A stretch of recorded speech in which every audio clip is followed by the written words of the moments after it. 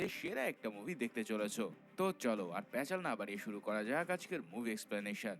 Movie শুরুতে আমরা Jimmy Logan নামের একজন কনস্ট্রাকশন ওয়ার্কারকে দেখতে পাই। জিমি ক্যালিফোর্নিয়ার একটা রোডের নিচের আন্ডারগ্রাউন্ড টানেলের একজন ওয়ার্কার হিসেবে কাজ করছিল। হঠাৎ কাজ করার মাঝপথে তার ডাক পড়ে ম্যানেজারের রুমে।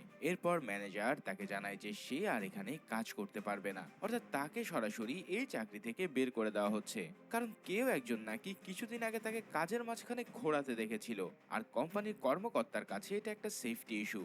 আসলে জিমি জন্ম থেকেই এই সমস্যাটাই ছিল, যা সে সিভিতে উল্লেখ করেনি। কোম্পানির ইন্স্যুরেন্স পলিসিতে এর জন্য সমস্যা তৈরি হতে পারে, ফলে তাকে চাকরি থেকে বের করার সিদ্ধান্ত নেওয়া হয়। ম্যানেজারও তাকে এই মুহূর্তে চাকরিটা ছেড়ে দিতে বলে। এভাবে চাকরি হারিয়ে জিমি ভীষণ হতাশ হয়ে পড়ে। তারপর সে তার বোন ম্যালির কাছে যায়, কারণ আজকে তার মেয়ে স্যান্ডির গানের রিহার্সেল রয়েছে। তাই সে ম্যালিকে তাকে ড্রাইভ করে নিয়ে যেতে বলে, কিন্তু ম্যালি জানায় স্যান্ডির রিহার্সাল গতকালই হয়ে গেছে, আর গতকাল সে নিজেই তাকে সেখানে নিয়ে গিয়েছিল। মানে জিমি আসলে এই রিহার্সালের তারিখটা পুরোপুরি ভুলে বসেছিল।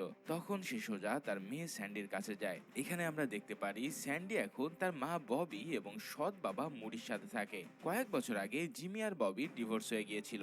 তারপর থেকে স্যান্ডি তার মায়ের সাথেই থাকে। তবে জিমি প্রায় তার মেয়েকে দেখতে আসে, কিন্তু এবার ববি তার উপর অনেকটা রেগে ছিল।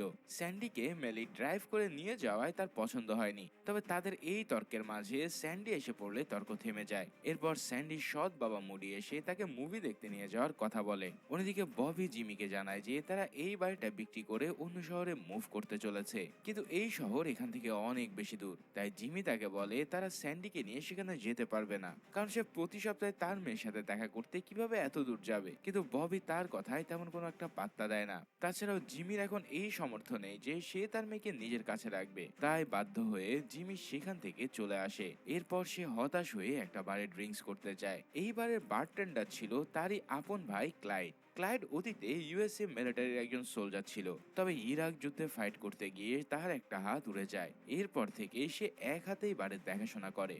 অন্যদিকে জিমির পায়ে সমস্যা রয়েছে, ফলে বারে উপস্থিত থাকা কিছু লোক তাদের এই শারীরিক সমস্যা নিয়ে মজা করতে থাকে। তাদের মধ্যে ম্যাক্স নামের এক ব্যক্তি ছিল।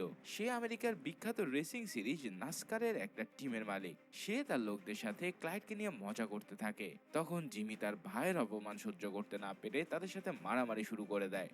অন্যদিকে ক্লাইড তখন বারের বাইরে এসে ম্যাক্সের গাড়িতে একটা অ্যালকোহলের বোতল ছুঁড়ে মারে। তারপর সে ওই গাড়িতে আগুন লাগিয়ে দেয়। শখের গাড়িটাকে জ্বলতে দেখে ম্যাক্স দ্রুত বাইরে এসে ভিডিও করতে থাকে, কারণ এতে করে সে ক্লাইডের বিরুদ্ধে মামলা করতে পারত। কিন্তু জিমি তখন বাইরে এসে তাদের ফোনগুলোকে কেড়ে নিয়ে সেই আগুনে ফেলে দেয়। এরপর দুই ভাই জিমির বাসায় চলে আসে। সেখানে গিয়ে ক্লাইড জানতে পারে যে জিমি বেশ কিছুদিন ধরে একটা ডাকাতির প্ল্যান করছে। তখন সে